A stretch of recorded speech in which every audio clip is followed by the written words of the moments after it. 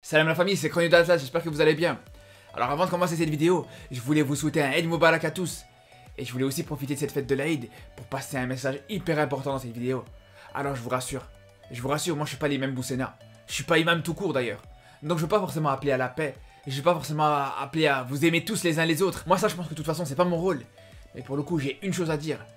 Si je dois vous appeler à faire une chose, c'est avoir un minimum de bon sens. Juste ça en fait. Juste ça parce que ça fait trop longtemps que ça dure.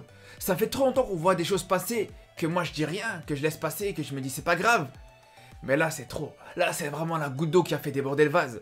Je sais pas si vous avez vu récemment. Comme vous avez vu, il y a la situation avec le match Algérie-Cameroun qui fait beaucoup parler.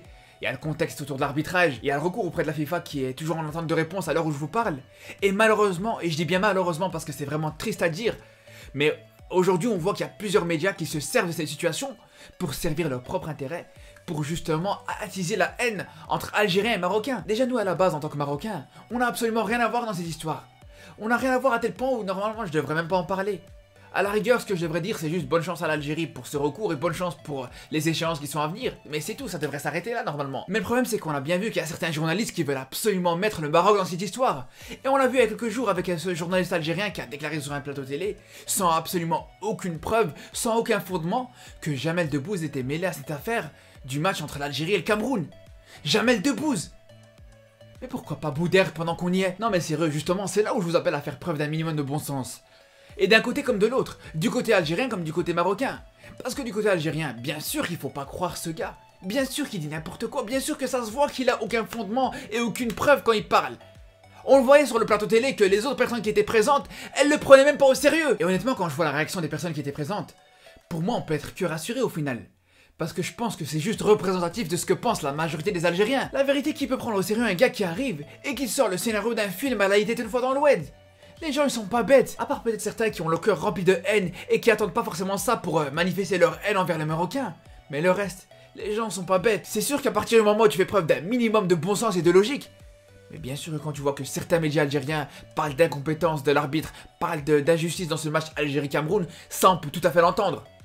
Par contre, quand ça vient accuser le Maroc, et quand ça vient mêler le Maroc à cette histoire et à ce match, là c'est totalement surréaliste. À un moment donné, ça n'a absolument aucun sens.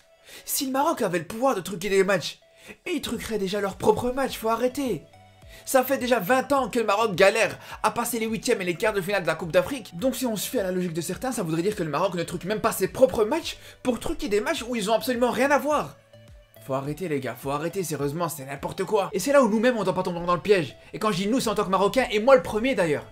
Parce que si on commence à se fier à ce que peuvent dire certains journalistes algériens, et si on commence à croire que ce qu'ils peuvent dire c'est représentatif de ce que pense la majorité des Algériens, honnêtement, mais bien sûr que tu pourras plus blairer aucun Algérien dans ta vie. Et justement c'est ça le problème. C'est à cause de ça si aujourd'hui on voit autant de Marocains et d'Algériens s'insulter sur les réseaux sociaux.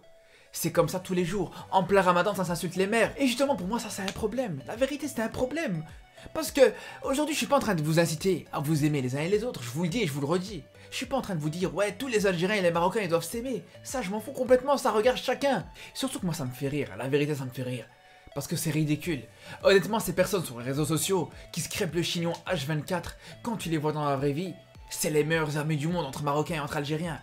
Donc faut arrêter ça, faut arrêter sérieusement. À quoi ça sert de s'afficher comme ça sur les réseaux sociaux, à s'insulter et à se donner comme ça une mauvaise image aux yeux du monde entier? Après le problème principal et la cause, c'est surtout les médias comme je vous dis. Mais ça on sait qu'on pourra jamais changer.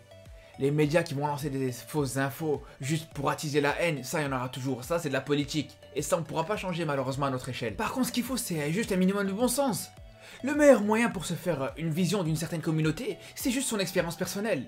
Et moi personnellement, je préfère plus me fier à mon expérience par rapport aux Algériens que j'ai pu côtoyer pour me faire une idée sur les Algériens de manière générale, plutôt que de me fier à la presse qui nous disent que les Algériens sont comme ça ou comme ça.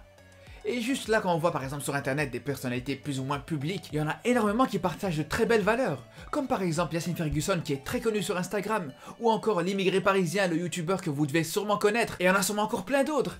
Et d'ailleurs je peux vous garantir, même si j'aurais pas demandé donc je parle pas en leur nom, mais moi personnellement je suis persuadé qu'ils y croient pas une seule seconde à ces accusations qu'a pu proférer ce journaliste algérien à l'encontre du Maroc dans l'affaire Gassama. Et sur ce je vous souhaite encore un Eid Mubarak, on se retrouve bientôt pour de nouvelles vidéos, je vous dis à très vite et surtout d'ici là, prenez soin de vous.